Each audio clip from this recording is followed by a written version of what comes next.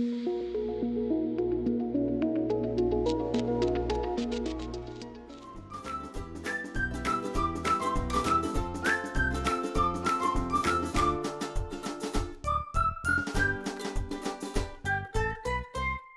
aí pessoal, tudo bem com vocês?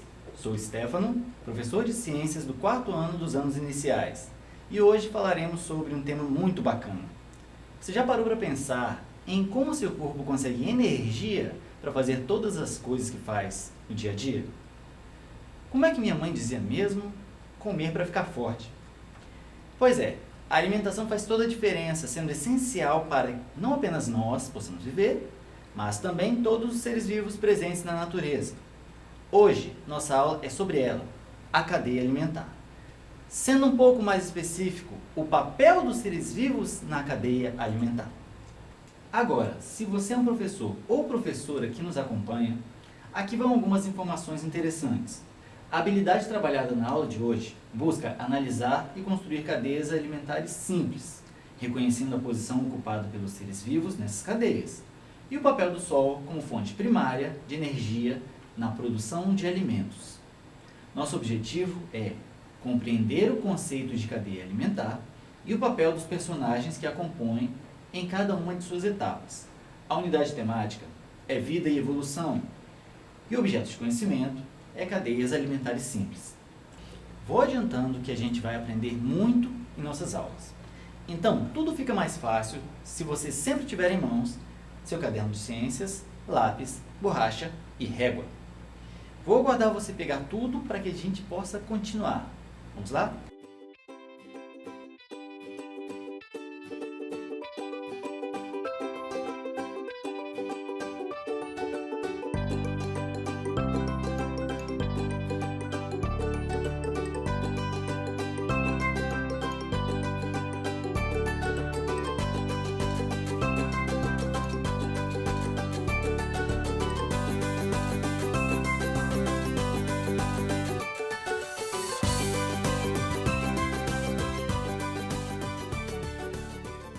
Em seu caderno de ciências, escreva a data de hoje e também o título da nossa aula, o papel dos seres vivos na cadeia alimentar.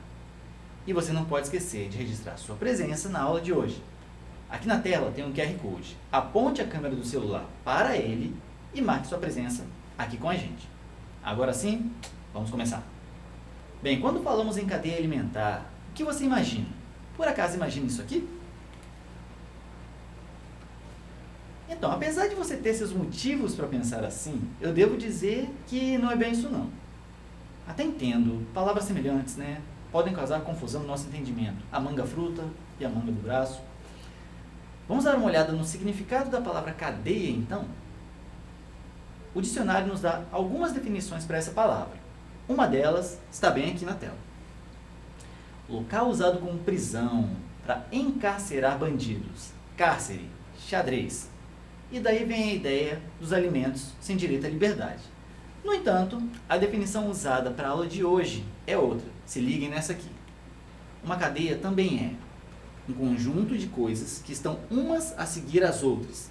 Uma série de coisas que vêm umas como consequência das outras ou que têm alguma relação entre elas. E por que essa definição é a mais adequada? Simples, pessoal. Uma cadeia alimentar se trata das relações alimentares na natureza.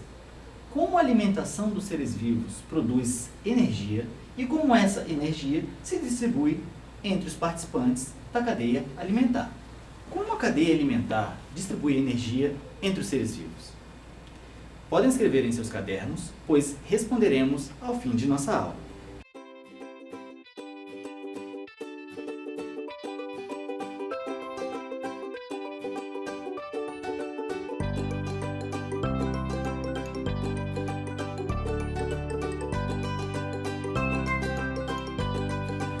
Galera, o primeiro passo para entender como funciona uma cadeia alimentar é saber qual a principal fonte de energia do nosso planeta. Você sabe de quem eu estou falando? Se olhar para o céu durante o dia, você vai descobrir. Pois é, estou falando do Sol. O Sol é uma fonte de energia infinita para a vida na Terra, nos fornecendo ela por meio de luz e calor. Mas eu te pergunto, você consegue se alimentar de luz? E o calor tem gosto de quê? Se fosse fácil assim, o verão seria uma maravilha, né? Filho, tá fazendo o que deitado nesse sol? Tô almoçando. Não rola, e isso porque a gente não consegue transformar nem a luz e nem o calor em alimento. Mas tem uma galera que consegue. E é aqui que vamos conhecer o primeiro dos 3 grupos da aula de hoje. Vamos conhecer o grupo dos produtores. Os produtores são representados pelos vegetais e recebem esse nome porque conseguem produzir o próprio alimento utilizando a luz do sol. E me digam aí, qual o nome do processo em que as plantas transformam a luz do sol em alimento para si? Responda no caderno, enquanto eu dou um tempinho.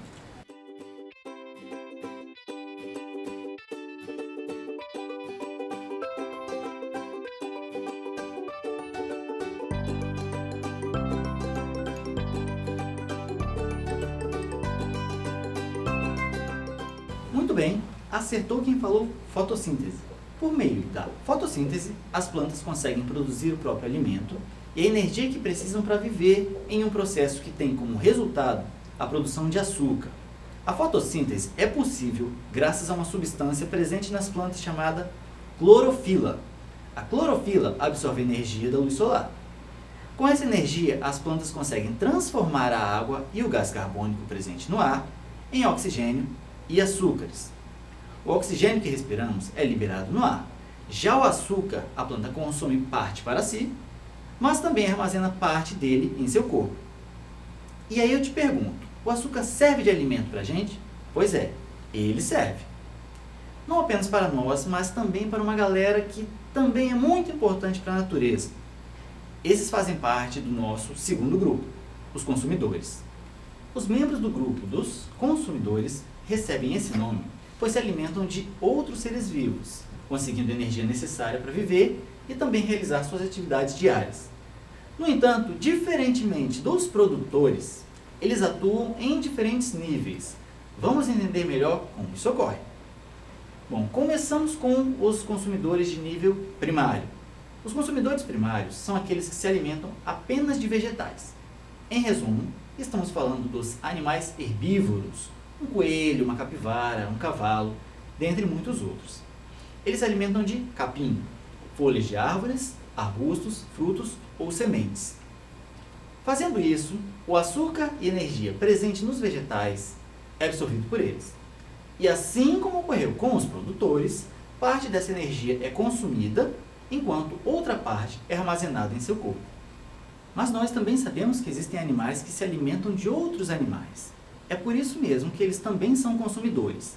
No entanto, por ser o segundo grupo a receber a energia produzida pelas plantas, são chamados de consumidores secundários. Os representantes desse grupo são encontrados na natureza na forma de predadores.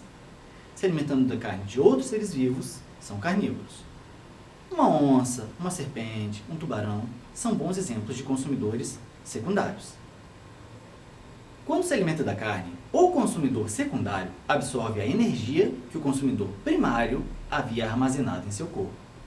Aí o mesmo acontece com ele. Parte dessa energia ele usa para viver, enquanto outra parte ele armazena em seu corpo. Bacana, né? Sabe que também é bacana? Sua presença aqui na aula. Aponte a câmera do celular para o QR Code que está na tela e marque presença no nosso encontro. Mas voltando ao assunto, ainda existem outras situações em que um predador ainda mais forte se alimenta do mais fraco. Uma coruja pode se alimentar da serpente, por exemplo. Essa situação em especial torna a coruja um consumidor terciário e não secundário. Bom, até agora vimos que a cadeia alimentar seguiu o direcionamento. A energia produzida pelas plantas passou para os herbívoros, depois para os carnívoros, nos quais parece ter chegado ao fim. No entanto, a natureza trabalha por meio de ciclos, fazendo com que nada chegue ao fim de fato, mas sim a um recomeço. E na cadeia alimentar isso não é diferente, tudo vai recomeçar. Para que isso seja possível, é aqui que apresentamos nosso terceiro e último grupo da cadeia, os decompositores. Os decompositores são representados pelas bactérias e fungos. Na natureza, eles se alimentam de urina, fezes e restos de seres vivos que venham a morrer.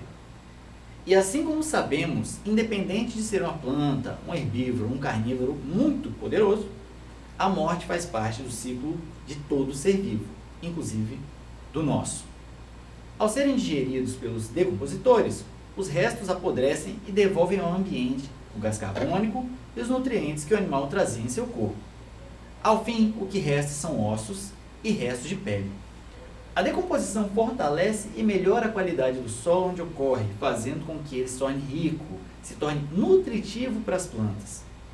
As mesmas plantas que, durante toda a vida, produzirão energia e passarão adiante por meio das relações alimentares entre seres vivos, que chamamos de cadeia alimentar. Agora, com os nossos 3 grupos apresentados, podemos ver as relações entre eles. Percebemos que, além das relações entre produtores, consumidores primários e secundários, também existe uma relação direta de todos eles com os decompositores. E por que isso acontece? É o seguinte, pessoal. Apesar do nosso tema ter como base as relações alimentares existentes entre plantas, animais, etc., a verdade é que todos morrem de envelhecimento mesmo algum dia. Nenhum herbívoro vai usá-las de alimento. Esse é o caso das árvores, por exemplo, na natureza. E algumas plantas que criamos em casa. Não necessariamente uma capivara vai invadir sua casa e comer as plantas da sua mãe. Ao menos eu acho que não deveria. Bem, com tudo isso que a gente aprendeu hoje, vocês acham que já dá para responder aquela pergunta que fizemos lá no início? Confio em vocês para fazer ela mais uma vez. Vamos lá? Como a cadeia alimentar distribui energia entre os seres vivos?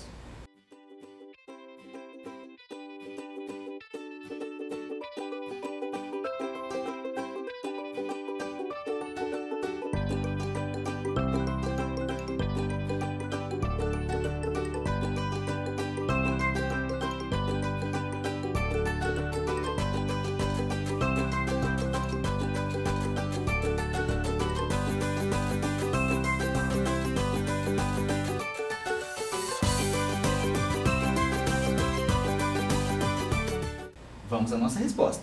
A cadeia alimentar distribui energia entre os seres vivos por meio das relações de alimentação entre seres produtores, consumidores e decompositores.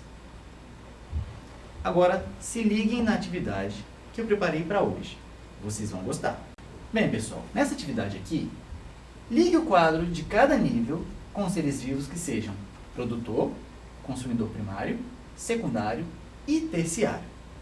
Podemos ver que cada um desses seres deve ocupar o quadro ao qual corresponde o seu nível na cadeia alimentar. Então, tempo para vocês pensarem e vamos corrigir juntos.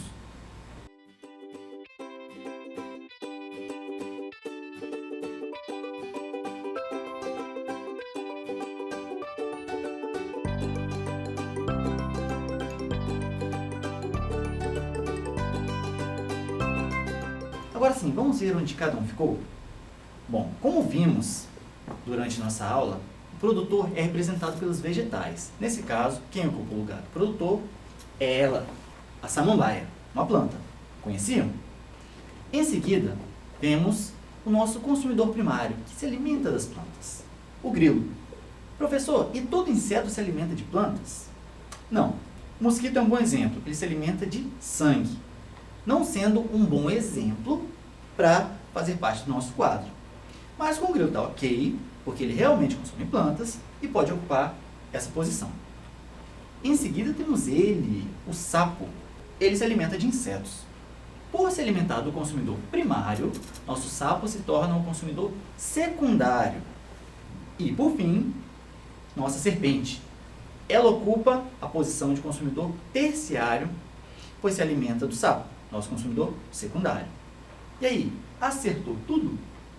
Eu acredito que sim. Aprendemos muito hoje, né? Vamos relembrar? Escreva para não esquecer. Hoje, aprendemos que seres produtores são aqueles que produzem o próprio alimento, sendo representados pelas plantas. Também aprendemos que seres consumidores são aqueles que se alimentam de outros seres vivos, sejam vegetais ou outros consumidores, em geral, animais. Também aprendemos que os seres decompositores são representados pelos fungos e bactérias, sendo essenciais para o retorno da energia ao solo e às plantas. Também aprendemos que a cadeia alimentar se forma nas relações de alimentação entre os seres vivos. Curtiu a aula de hoje? Fez as atividades? Então envie aqui para o nosso programa uma foto bem bacana delas. Aponte a câmera do seu celular para o nosso QR Code. Sua participação é muito importante. Bom pessoal, essa foi a nossa aula de hoje. Eu espero que vocês tenham gostado. Estejam com a gente na próxima aula também. Não esqueçam de registrar sua presença no outro QR Code que temos aqui na tela, porque é muito importante para a gente. Fiquem atentos à nossa programação, bons estudos e não se esqueçam, mesmo distantes, estamos juntos.